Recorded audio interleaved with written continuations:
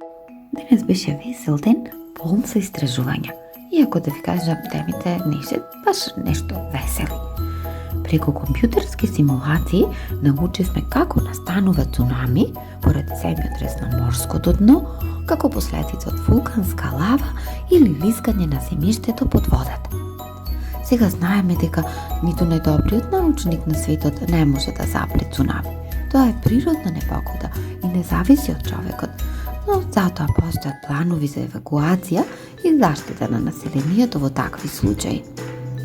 Видовме и како се прави остров. Сега токму сега пред нашите очи, во средината на океанот, додека еруптираше еден вулкан од длабочините таму и се ладеше лавата и така се формираше островот и ова не беше многу интересно, бидејќи не представуваше опасност за некои луѓе таму. Истражувавме за вулканите, активни, неактивни и такви кои спијат.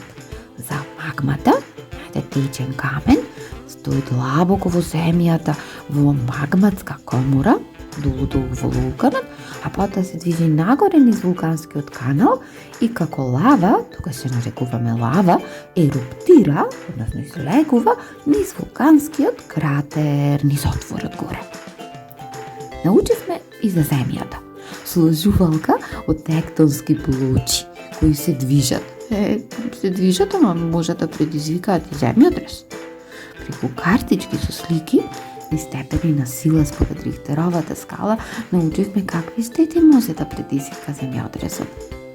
Знаеме и кои се 5 најиздржливи градби и на кој начин ги тестирале пред да ги пуштат во употреба за да живее таму некои, за да бидат безбедни. Замислете, преку светска онлайн мапа можете да дознаете каде се случуваат земјотресот токму во овој момент и колкава е нивната сила. А на сличен начин ќе дознаете и каде некаде еруптира вулкан токму во овој момент. Не е само еден, најмалку 10, 20, 30 може би. Истражувавме за нафтени дамки и штетите кои ги предизвикуваат во живиот свет. И не само тоа.